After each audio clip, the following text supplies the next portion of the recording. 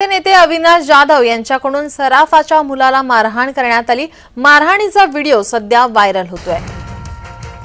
मनसे नेते अविनाश जाधव यांच्याकडून सराफाच्या मुलाला मारहाण झाली होती। या संदर्भात गुन्हा दाखल करण्यात आला होता। आता मारहाणीचा व्हिडिओ हा समोर येतोय। मनसे नेते अविनाश जाधव यांच्यावरती गुन्हा दाखल करण्यात आला होता। खंडणी प्रकरणी मारहाणी प्रकरणी आरोप करण्यात आला होता। त्यानंतर आता हा मारहाणीचा व्हिडिओ समोर येतोय।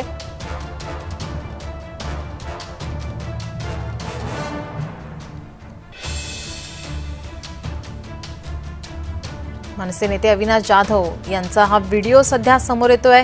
सराफाच्या मुलाला मारहाण केली गेली आहे।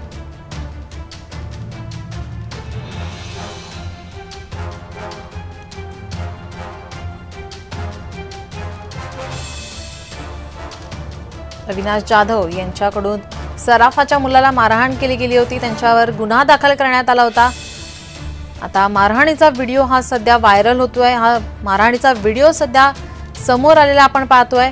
अविनाश जाधव यांच्याकडून सराफाच्या मुलाला मारहाण केली गेली आहे।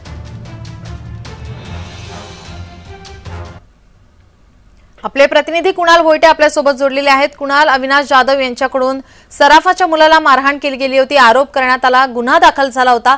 आता हा मारहाणीचा व्हिडिओ सध्या समोर येतोय, काय अधिकची माहिती? नीलम, एकंदरीत पाहायचं झालं तर ठाणे आणि पालघर जिल्हा अध्यक्ष मनसे अध्यक्ष अविनाश जाधव यांच्या अडचणीत वाढ झालेली पाहायला मिळते। एकंदरीतच लोकमान्य टिळक पोलीस स्थानकामध्ये त्यांच्यावरती खंडणीचा म्हणजे 5 कोटी खंडणी मागणीच्या आरोपाखाली गुन्हा जो आहे तो दाखल करण्यात आलेला आहे। मात्र अविनाश जाधव यांनी हा जो गुन्हा आहे हा खोटा गुन्हा नोंद केला असल्याचं देखील सांगितलेलं आहे। मात्र एकंदरीत सकाळी जर पाहायचं झालं तर त्यांनी मारहाण केलेली जी व्हिडिओ आहे ती व्हायरल झालेली आहे। आणि या व्हिडिओमध्ये ते त्या जैन व्यापाऱ्याच्या म्हणजे सराफा व्यापाऱ्याच्या मुलाला मारहाण करत असल्याचा व्हिडिओ जो आहे तो समोर आलेला आहे। लोकमान्य टिळक पोलीस स्थानकामध्ये अविनाश जाधव यांनी मारहाण केलं असल्याचं, त्याचप्रमाणे 5 कोटी रुपयांची खंडणी मागितली असल्याचा जो आरोप आहे तो करण्यात आलेला आहे।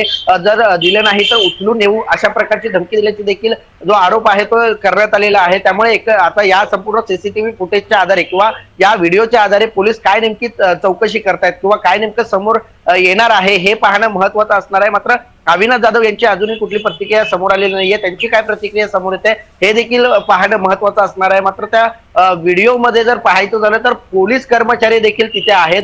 तर ते पोलीस कर्मचारी नेमकं कशासाठी आले होते या संदर्भात देखील माहिती अद्याप मिळालेली नाहीये। ही संपूर्ण माहिती मिळाल्यानंतर संपूर्ण प्रकरण जे आहे ते समजू शकेल आणि यासाठी अविनाश जाधव यांची प्रतिक्रिया ही महत्त्वाची आहे। नीलम, कुणाला धन्यवाद तुम्ही दिलेल्या या सविस्तर माहितीसाठी।